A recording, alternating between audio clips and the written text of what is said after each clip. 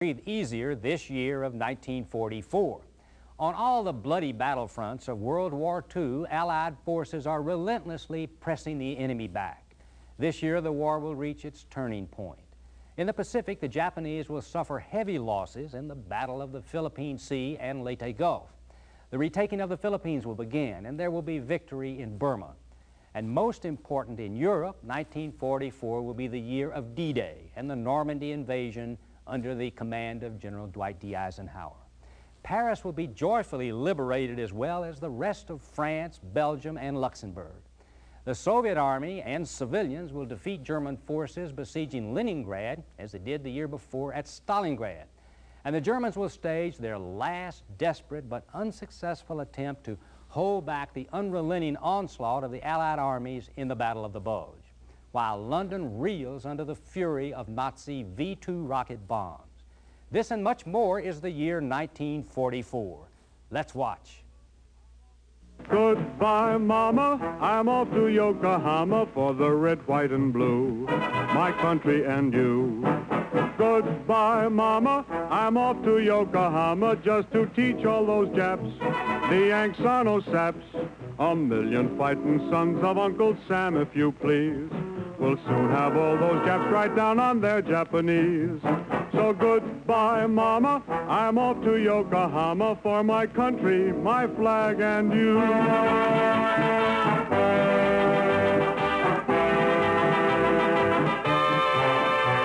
Say goodbye to Mama, you're off to Yokohama, so be brave and be strong. You won't be gone long. Say bye-bye, Mama, the land of Yama Yama, until April, I guess, will be your address.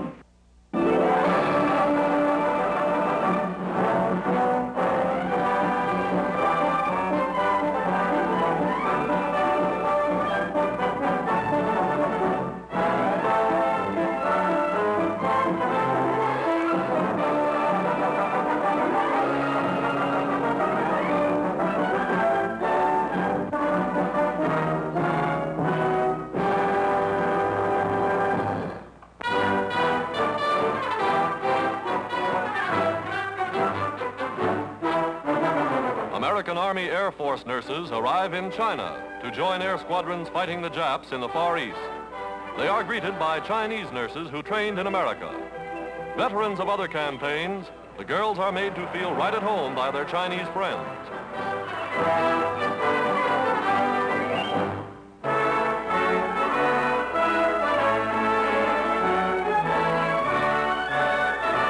The beautiful actress Carole Lombard, who met death in an air crash while touring the country selling war bonds, is honored by her countrymen.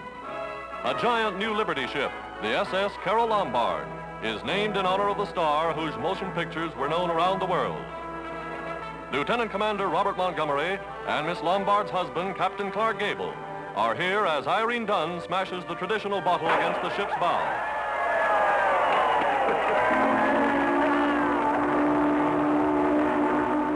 With this great merchant ship, the American people pay tribute to an ardent patriot.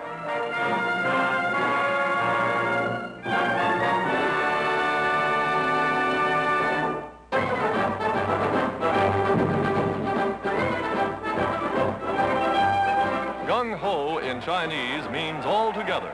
And that's the way Americans of Chinese ancestry are backing the nation's drive to sell war bonds. Here in New York City's colorful Chinatown district, patriots rally to lend their money to the country of their adoption.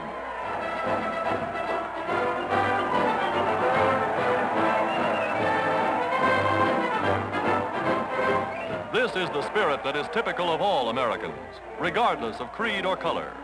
Old China and new, united in the common cause, victory for the United Nations.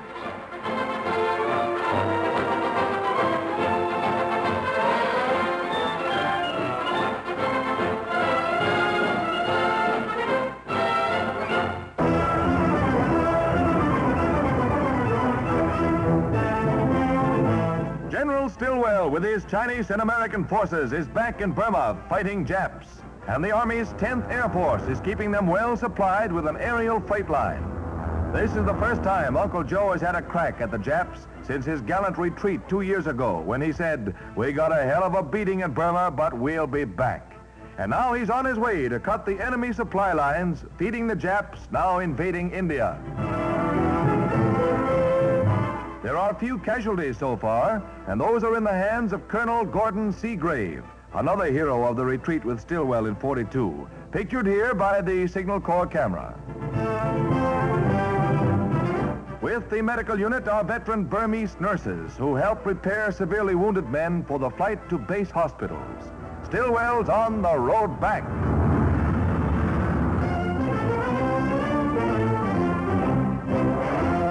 Our entire Anzio-Nettuno beachhead area is within range of German artillery. But well-timed teamwork between the various services making up the Fifth Army keeps everything under control.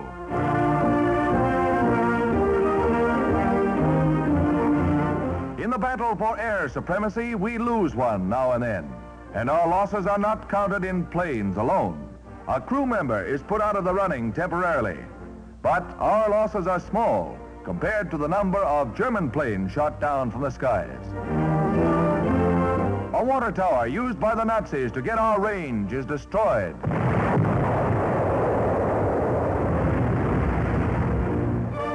Signal Corps pictures show a communications post, the nerve center of modern attack.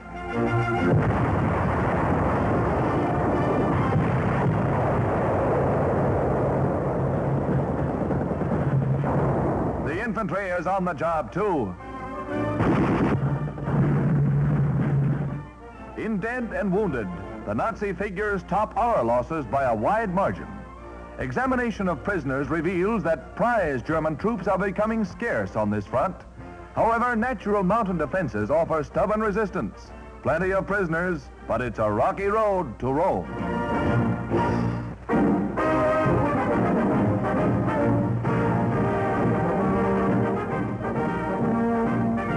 The Pittsburgh Pirates unlimber themselves before the eagle eyes of Frankie Frisch, their cagey manager, in the Muncie High School field house in Indiana. The old pitcher squad watches Truett Sewell, ace pirate flipper. The Pirates are out for victory. And over at Cairo, Illinois, the St. Louis Cardinals are learning baseball magic from manager Billy Southworth, the builder of champions. Welcome back to the big league wars is Gashouse Pepper Martin. George Munger unlimbers his fireball into the ever-waiting mitt of Walker Cooper. Well, can the Cards cop the flag again this year? 7 other teams will give them battle, but none more spirited than the Cincinnati Reds under Bill McKechnie. The veteran Bucky Walters turns tutor at Bloomington, Indiana. And then something new has been added. The Reds try to do a conga to the umpire's song. 1, 2, 3, out. Better stick to baseball, boys.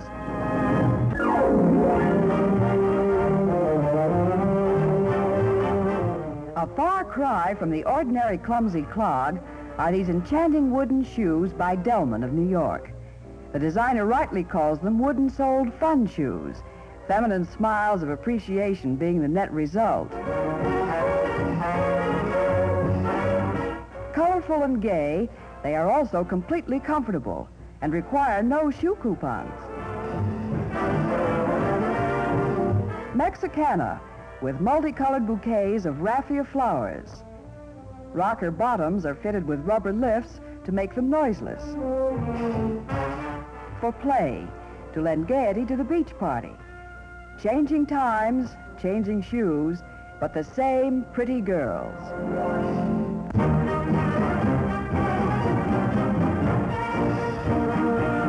This is European invasion in the making. Not air raids, but full-scale air warfare. These marauders are leaving their British base in one of the hundreds of Allied operations which have just one objective: to obliterate the Luftwaffe. Classed as a medium bomber, the Marauder packs a formidable bomb load and mounts 11 guns. Flak is coming.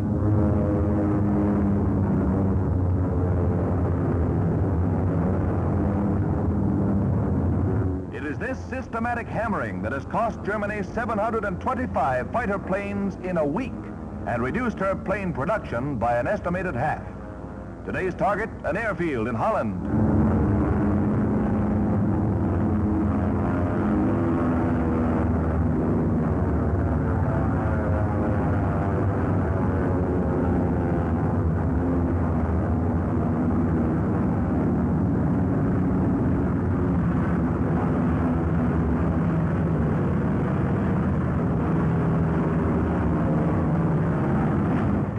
Another Nazi air base is being neutralized.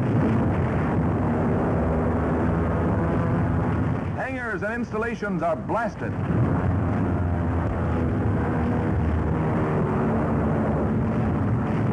Now the airstrip gets it.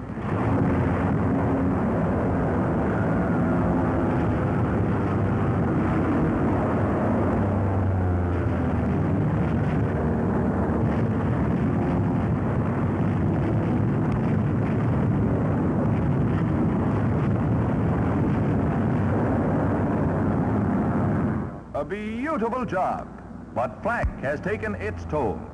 These Air Force pictures show a bomber, one motor shot out, limping home.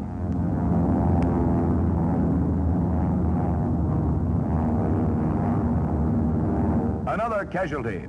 Other planes in the formation throttle down to herd the cripples home. The home airport, 2 flares, that's trouble. The ambulance crew is on the alert. The landing gear shot out. It has to be a belly landing, and the youngest pilot from the field, he's 19, brings her in.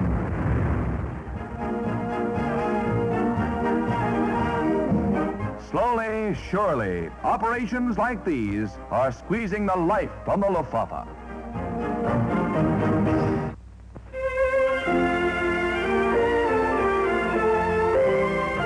Dublin, capital of Eire, tiny sphere of neutrality in this maelstrom of war, is suffering a gasoline shortage, as these pictures show, and they're low on coal.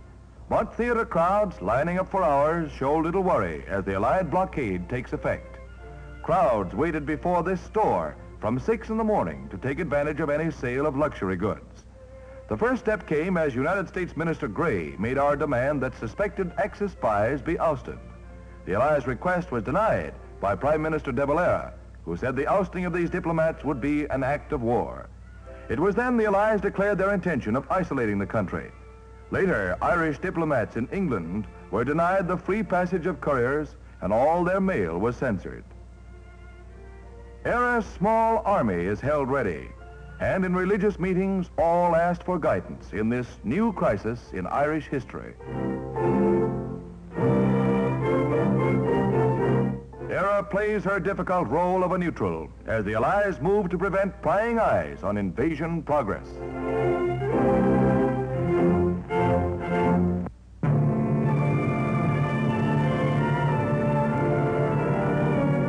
Death strikes in South Carolina and Georgia as a tornado twisting in from a storm-torn sky leveled everything in its path.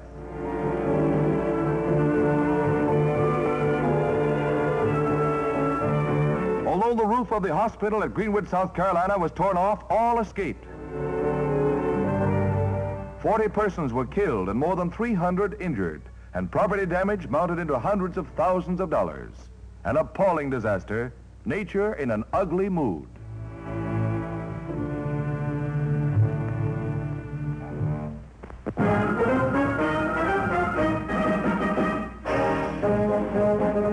Terming him the savior of their country, Australians pay tribute to a great American, General MacArthur, who renews a pledge. 2 years ago,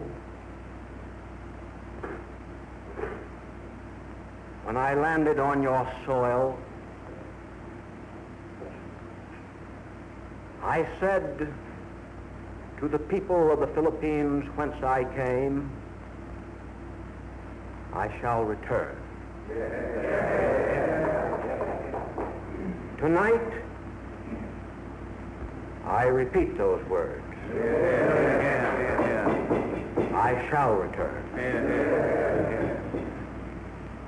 Nothing is more certain than the ultimate reconquest and liberation from the enemy of those and adjacent lands.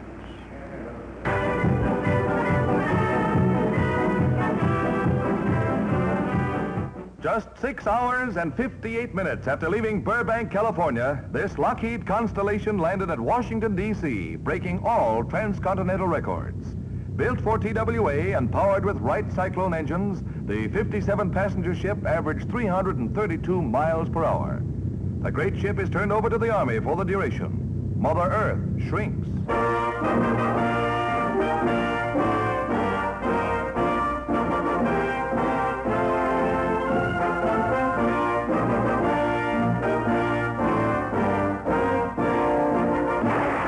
There's a grim kind of excitement in the news these days as the tempo of the war quickens.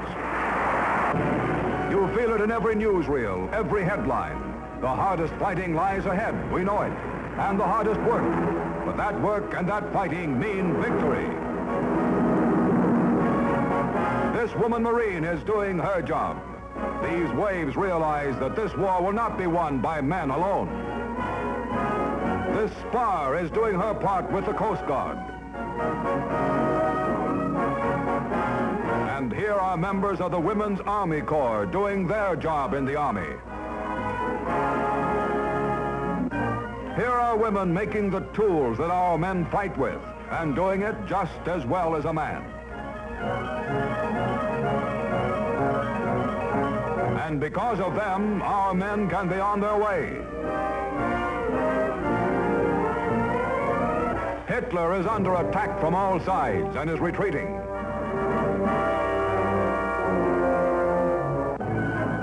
Tojo is retreating, but the Nazis and the Japs still fight back. This is the critical moment that military men mean when they say, victory goes to the side that can throw in the most reserves. American woman power is a reserve that can win this war.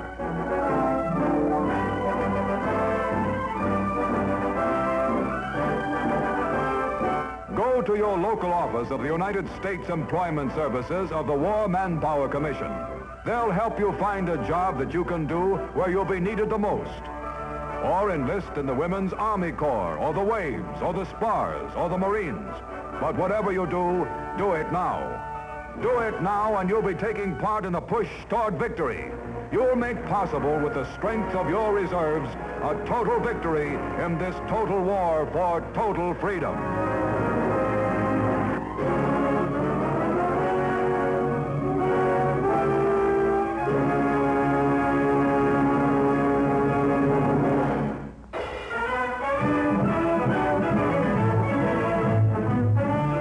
Outpouring of America, industrial giant. New York Harbor teems with the cargoes of war bound for invasion.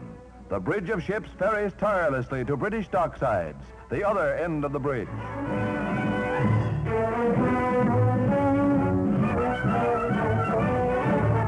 Invasion stockpiles mount to fantastic heights. This is why your tires must do. Just name it, and they've got it. It's all there.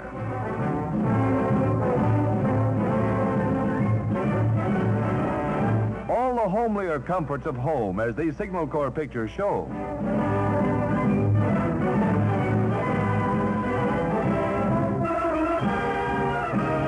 Good reasons why we can't have metal gadgets at home. On these pontoons, bridges will be built. Plain motors to thunder victory, and gas to feed them. But the King's deer have only a mild interest in the proceedings.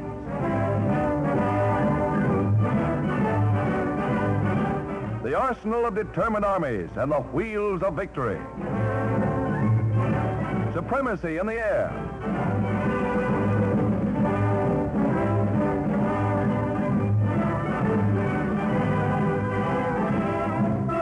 Demolition bombs, and an avalanche of production by a free people rushing like a torrent to engulf a tyrant.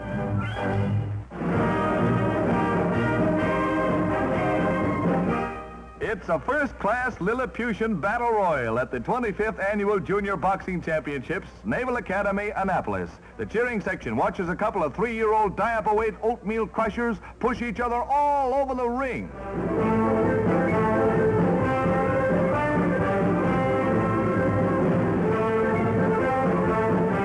Heading for home, but his opponent says the war is still on.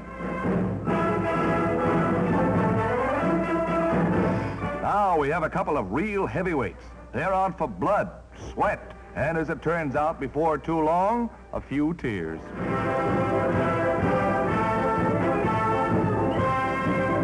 But a little pep talk from his second, and our potential gob comes out of his corner mad as, well, just watch him. I'll murder him!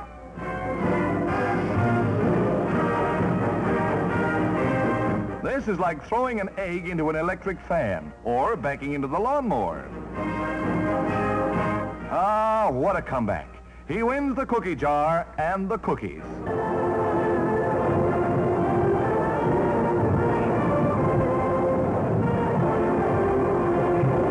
There are better than 60,000 on hand for the 70th running of the Kentucky Derby, the All-American Turf Classic at Churchill Downs.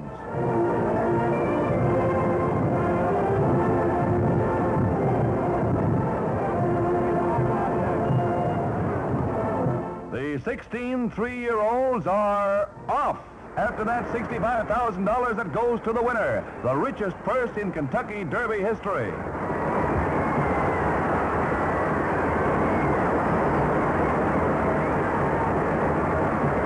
It's a toss-up race now to the fans. The winner, Pensive, is lost in the pack, running 13th.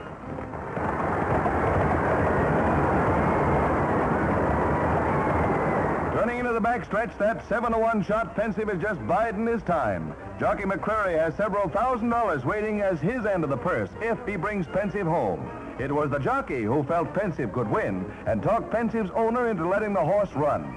And when the horses come into the home stretch, Pensive really shows his class. He's still in the pack, but keep your eye on the rail.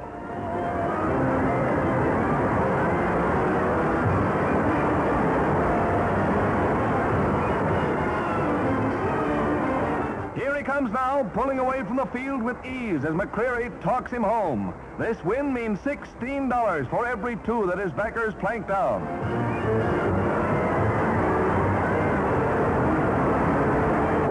And this does it. The richest Derby goes to the horse that almost didn't go to the Derby. The mint juleps are on Pensive.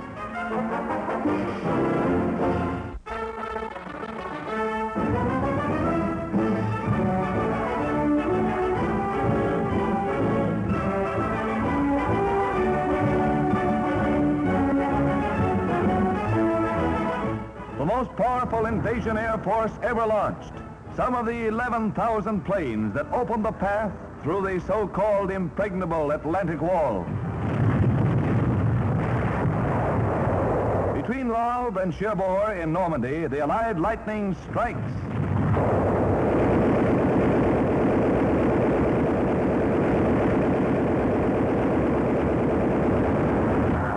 Backing up the mightiest invasion by air, 4,000 ships, combat and landing craft carry the war to the enemy by sea. The Coast Guard, the Navy, the Air Forces land hundreds of thousands of British, Canadians, and Yanks on Hitler's doorstep within a few days. Isolating Cherbourg with its strategic harbor is the immediate objective. Landings are made under a naval barrage.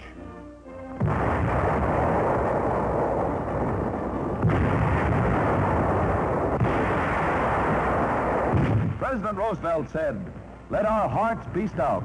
And later, Germany is the first on the list for destruction. These troops, bucking the choppy seas in the Channel, heeded his words.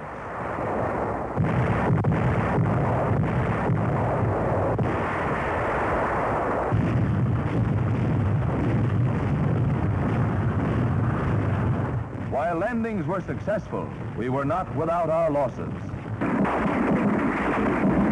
Each hour, and the enemy's hedgehog defenses are ahead. This is the supreme moment of invasion. This is frontal assault on an entrenched enemy.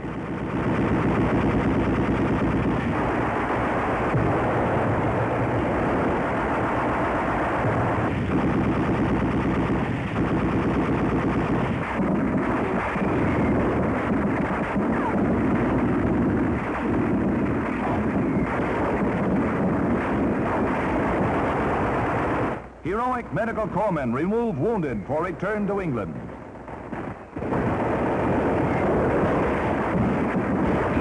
The first batch of Nazi prisoners, the Supermen who believed their West Wall impregnable, and a Frenchman to whom the stars and stripes spell liberty. He's waited a long time for this. What he says wouldn't pass the censor.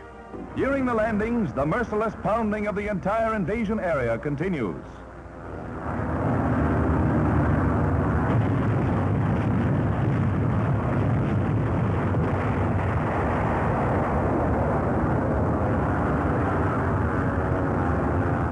Here is real pinpoint bombing. One of the last bridges between the invasion coast and Paris gets it.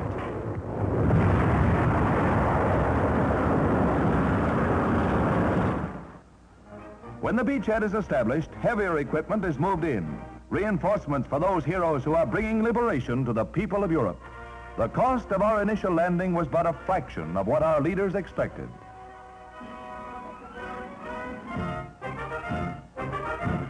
More than 10,000 German prisoners were captured in the first few days of the battle. And we know one Hun who's not going to peddle any more Nazi philosophy. The Allied advance is rapid as we mop up town after town. Some Yank will have a nice doormat when he gets back home. The Supreme Commander, General Eisenhower, holds an early conference with General Montgomery, the commander of English ground troops, and they see that all operations go according to plan. These are the men who will lead us to victory, along with General Omar Bradley with glasses, who commands our infantry. The cost of our first landing was low, but many wounded are returned to English ports, men injured in that first assault. Let these pictures remind us that there's still a long road ahead to Berlin. The bond you buy in this 5th War Loan Drive can help men like these on the path to victory. Now it's your turn. Buy that extra bond today.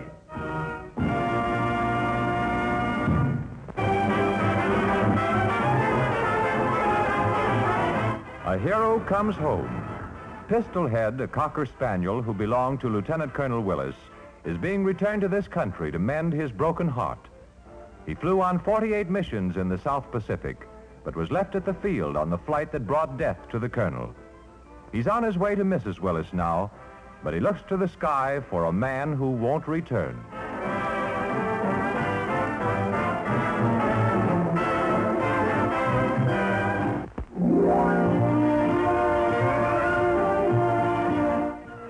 By way of celebrating their 2nd anniversary, waves of the Cedar Falls Iowa Naval Training Station rally round to detassel corn on nearby farms and thereby ensure a supply of seed for the coming year.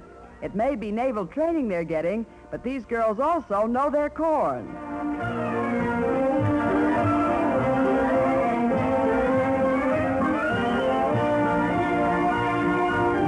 Also, they know what to do with it. But with City Girls, it's different. At Hunter College in New York City, waves mark the day with a parade, which is reviewed by Mayor LaGuardia and officers. It's a fine 2 years job they've done. May their anniversaries be many.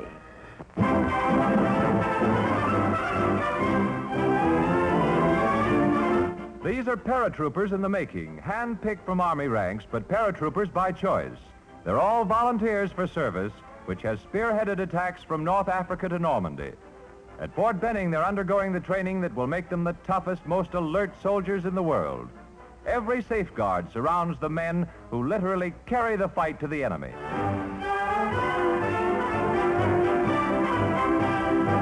And then there's the man who carried the 5-cent cigar right into Normandy, Captain Lillyman, first to land there. It isn't for the extra $50 a month for enlisted men and $100 for officers that these men are paratroopers.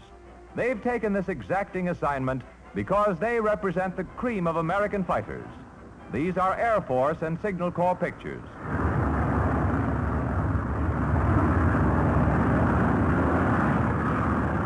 With or without cigars, this is the moment that ends months of grueling training.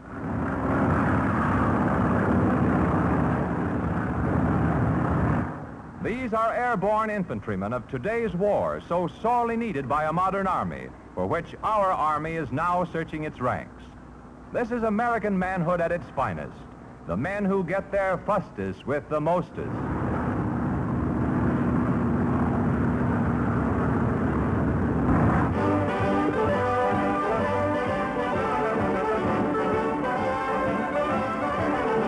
Climaxing a wartime race week at Larchmont on Long Island Sound, 143 craft turn out in a spanking breeze.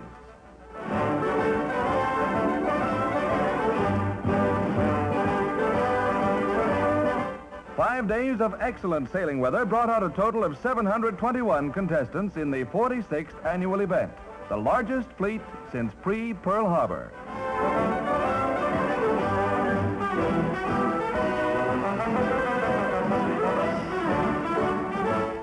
Heading for the finish line on the final leg of the triangular course. Home is the sailor, home from the sea.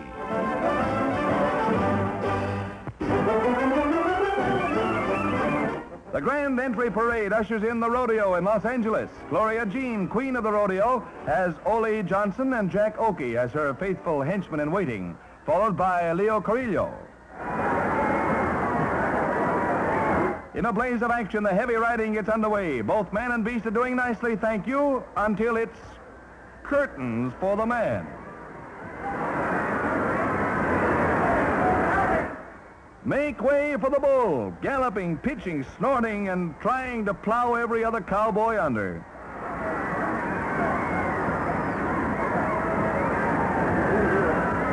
Now, gentlemen, the meeting will come to order. Meeting dismissed. And Mr. Bones rises to a point of order. Motion denied, thrown out.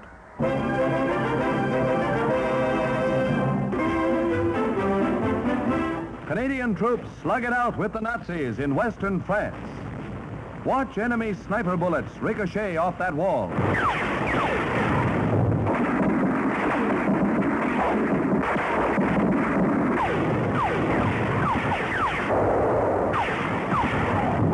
Snipers are driven from a chateau.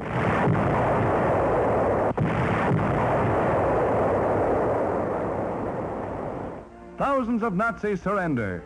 Trapped in a pocket south of the river, the remnants of von Kluge's 7th and 15th armies are driven across the Seine. There, another trap threatens Rouen and Le Havre, and robot bomb bases along the coast. For the Allies, it's a big cleanup.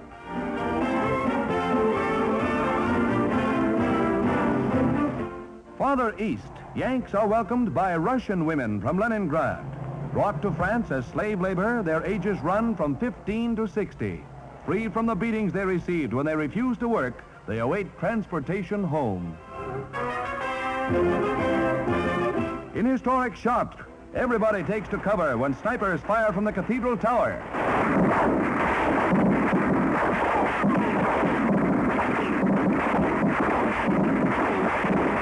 The snipers are driven from cover. Yanks used only small arms in order to spare the cathedral. Collaborationists, male and female, are paid off in full measure for consorting with the enemy. This apparent bravado covers a sinking heart.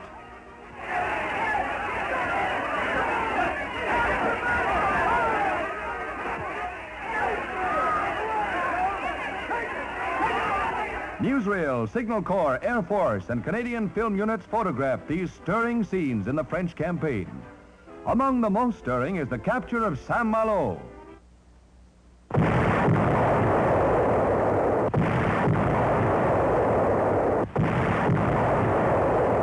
The island seaport has been doggedly defended by a fanatic Nazi, Colonel Andreas von Auloch, called the Madman of Saint-Malo.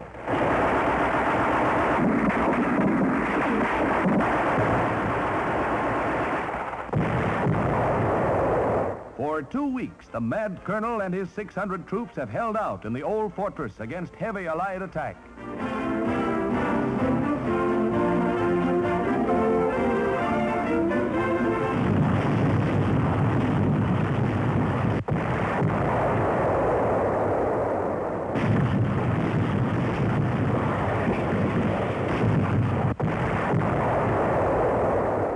Heavy bombing and shelling finally ends the siege. White flag signals surrender. Von Auloch sent a message that he would not give up until his ammunition and brandy ran out. Some of his gallant troops did their best. with the brandy.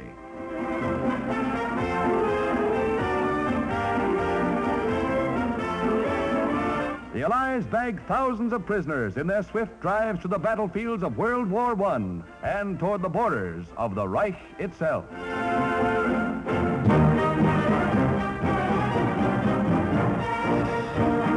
War Mobilization Director Burns warns America against overconfidence. The war is going well. We have the enemy on the ropes. He is dazed. His knees are buckling. This is the time to finish the job. The overall production picture is good. We must keep it that way. We must not become afflicted with peace jitters and fall down on our war production job. Those on the fighting lines are dependent upon those on the production lines. Workers on the production front must stay on the job, just as those on the fighting front will stay on the job until the victory is ours.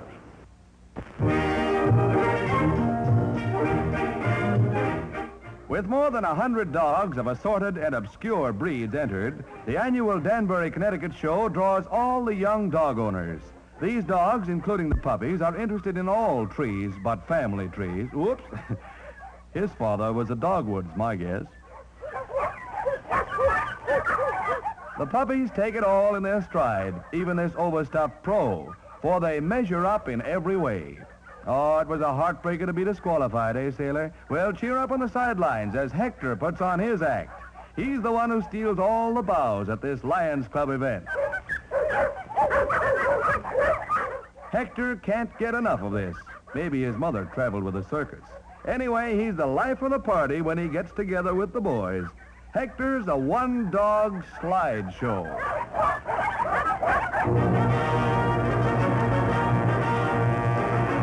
The cream of the country's beauty crop parades its charms along the Atlantic City boardwalk before the judging that will decide the successor to last year's Miss America. In prosperity or depression, war or peace, there's always been a Miss America. And not even an election year can interfere with the annual quest for the classic beauty.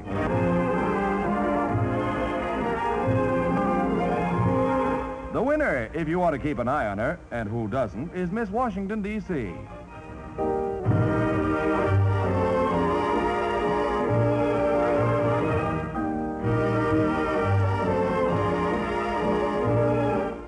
A new queen is crowned. She's Venus Ramey, 19, and yum, a redhead. The first Auburn top glass to be crowned Miss America. Miss Ramey, Miss America is pulchritude plus, you'll agree. And we vote with the judges. The ayes have it.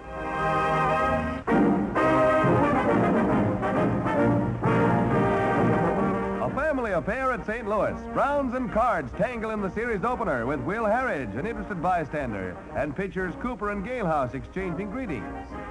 Major Billy Southworth, Jr. and family, as well as Governor Bricker and manager Southworth and Sewell. 33,000 fans pack Sportsman's Park to see the Cinderella Browns try for baseball's greatest triumph. And this is Gene Moore up in the fourth. Cooper grooves one, and it's a clean single, and he rounds first. It's the beginning of the end of a perfectly good ball game right in this fourth inning.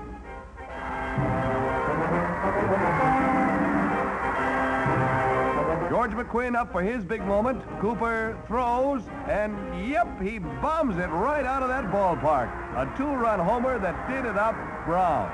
A one-run rally in the ninth wasn't enough for the Cards, and there it stood, 2-1 when the shades of evening fell. It took the Browns quite a while to make the series, but look at them now. Anybody say anything about 2-1 odds? Anyway, St. Louis won.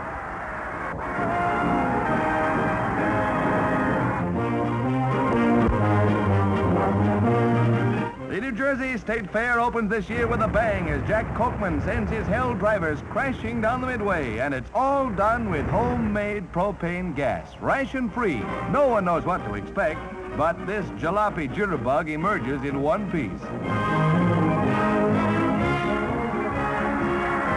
Another commando looking for trouble. He gets it. What a way to make a living, but this Superman loves it. And another fire eater. Well, this guy's okay, but here comes another pair of hell drivers headed for double trouble. Just a pair of Sunday drivers.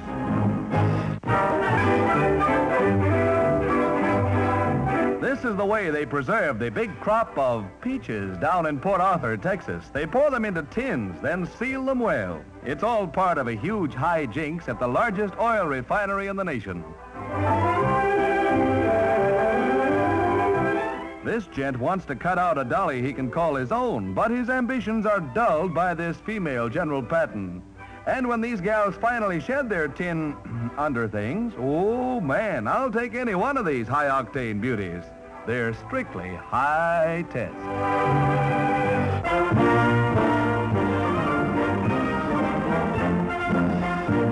British Marine commandos close in on Valkyrie Island, last Nazi stronghold in the Schelde estuary.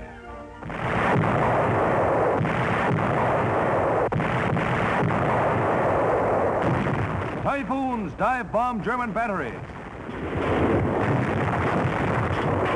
This last desperate operation is designed to clear the port of Antwerp. German guns rake the boats, point-blank range.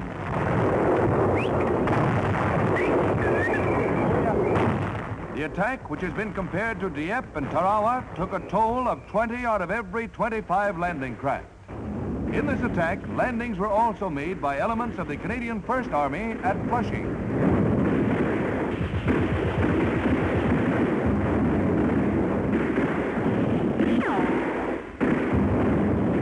Landings complete, the battery opens up on retreating Nazis.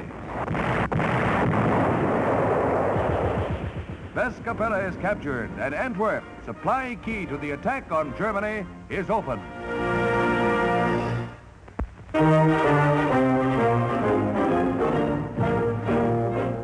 A mighty carrier, part of the great U.S. naval fleet protecting the landings of MacArthur's men in the Philippines, prepares to loose its power on the attacking Japs.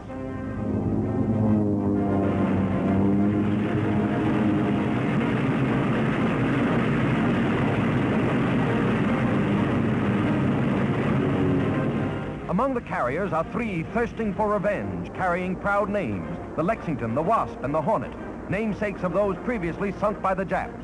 Now, with their planes over the Philippines, they have a chance to settle old scores. Our forces at Leyte are threatened by Jap ships and planes. The USS Princeton is bombed.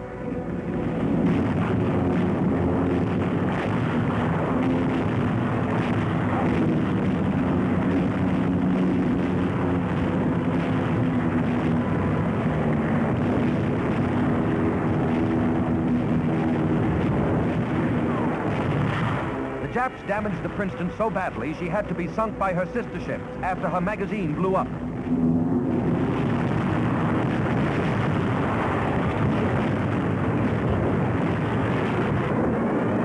On another carrier, damaged Helldivers make spectacular landings. These are official Navy pictures.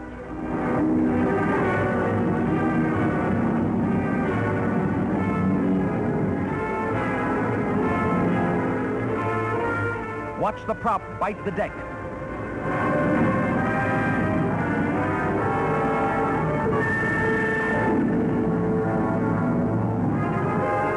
While our planes strike from the air, Admiral Halsey's 3rd Fleet and Admiral Kincaid's 7th took care of the three-pronged enemy naval attack, as shown in this Navy conception.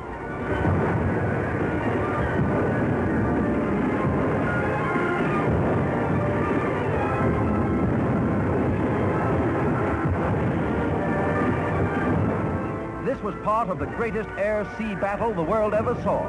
It cost the Japs 62 naval vessels sunk or seriously damaged. Slapsy Japsy will show us just how it was done.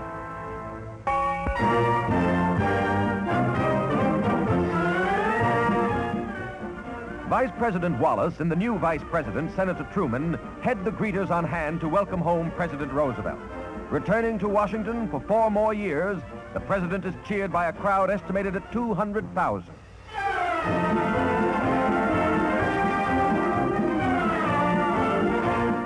A victory emblem is formed by motorcycles.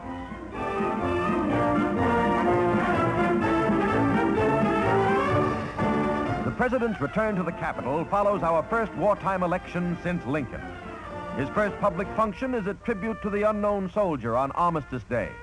At Arlington National Cemetery, he and other dignitaries pay homage to those who died in our First World War.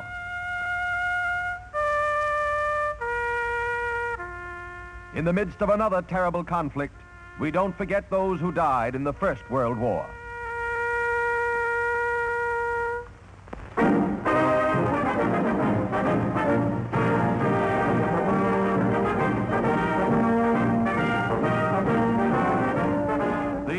Of the measured tread of the Cadet Corps announces to 74,000 fans that Notre Dame is meeting Army today.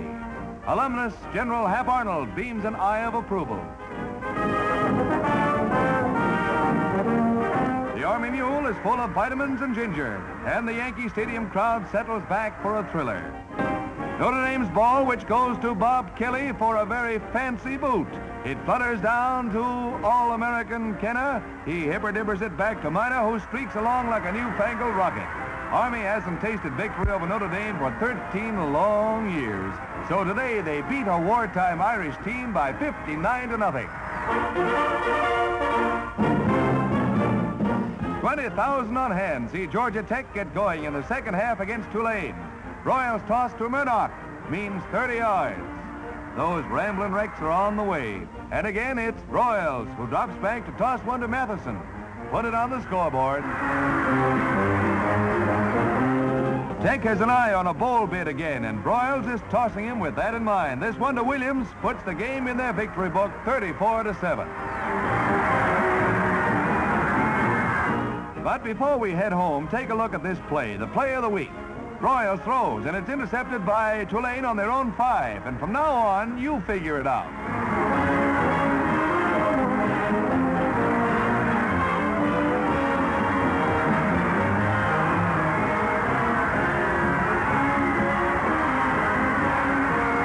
The play was called back anyway, but for sheer razzle-dazzle, we've never seen anything like it.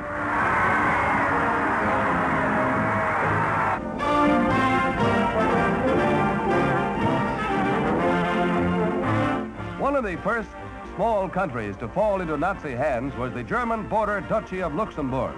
With the Nazis driven out, the capital city turns out to welcome the Allied liberators.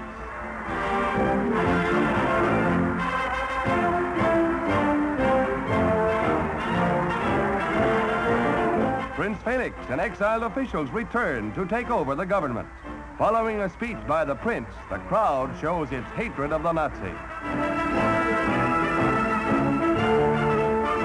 Just beyond the border, the Siegfried Line looms before the advancing Yanks.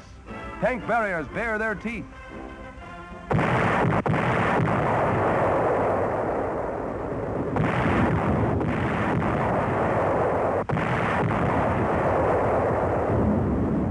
Though the Siegfried Line is a tough nut to crack, the Yanks discover the secret and move on through the first defenses.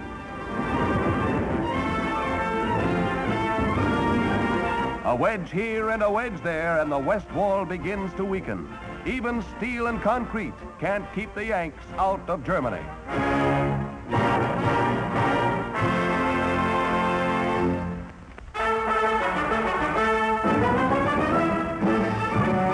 An Army secret for many months, the P-59 Era Comet is unveiled.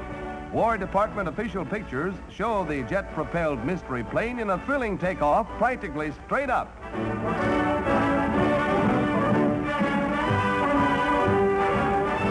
The plane itself was designed and built by Bell Aircraft, and the jet engines constructed by General Electric. This is America's first jet-propelled plane. Flying with a plane of conventional design, the Era Comet shows little difference in outward appearance, but in performance, well, all Air Force officials will reveal now is that it climbs very high and goes very fast. The plane of the future world without borders.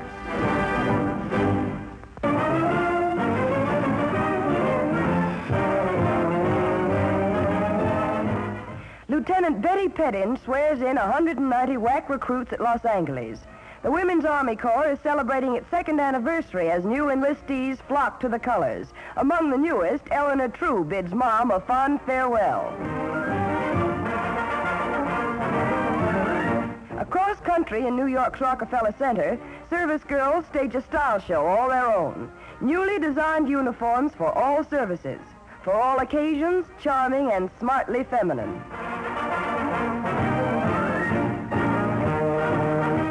A new summer duty uniform for the proud WAC. And so that members of the Corps are perfectly turned out for every occasion, stylish new outfits for winter. Summer duty, and chosen by the Corps, a highly becoming off-duty model for summer. Fashion authorities are unanimous in their praise of these charming service uniforms. Now it is more important than ever to follow the boys to victory. It's stylish to be a WAC. Lucky Strike Green has gone to war. Yes, Lucky Strike Green has gone to war. We're off to drive the height right off of the hiney. We're off to slap the Jap right off of the neck. We'll knock him on his axis right from here to Alabama. Oh, the son of a gun who picks on Uncle Sam. We don't care if it's Tripoli or Sumatra. We don't care if it's Tokyo or Siam. We'll sock the sukiyaki out of any diagram. Oh, the son of a gun who picks on Uncle Sam. Tell the Danes and Dutch and French and such, they are not forgotten men. Tell the cockeyed world our flag's unfurled. The planes are humming, the tanks are coming, the Yanks are in again. We've got a wood kimono for the Mikado. We've got a mausoleum for Mussolini. We'll pickle, sickle, Gruber for the coroner's exam. Or we're out to carve our monogram on the son of a gun who picks on Uncle Sam. These have been some of the highlights of the year 1944. Allied forces are on the offensive around the world, bombing Nazi targets in Europe, invading Italy, and then the D-Day invasion of France marks the beginning of the end of the Nazi menace to world peace and freedom. 1945 will see the dreams of the world fulfilled. Our boys are still fighting. Are you still saving used fat? It's urgently needed to help make battlefront and homefront supplies. Presenting in person and in the spotlight, Sammy Kaye.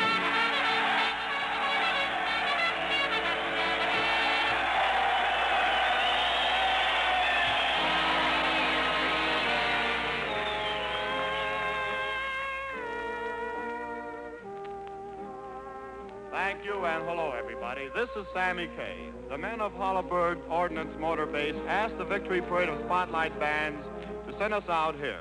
And we're going to use a song from our motion picture Iceland to tell you why we came.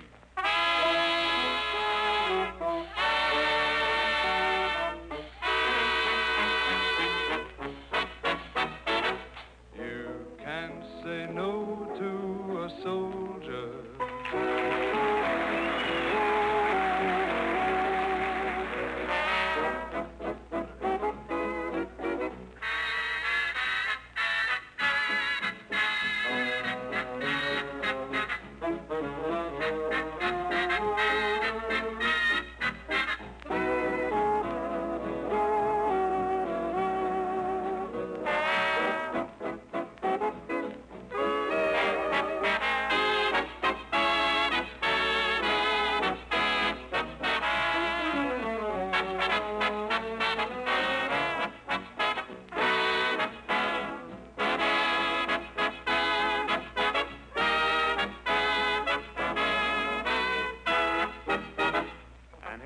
Advice for all the girls from lovely Nancy Norman. You can't say no to a soldier, a sailor, or a handsome marine. No, you can't say no if he wants to dance. If he's gonna fight, he's got a right to romance. So get out your lipstick and powder. Be beautiful and dutiful too. If he's not your type, then it's still okay. You can always kiss him in a sisterly way. Oh, you can't say no. No, you gotta give in if you want him to win.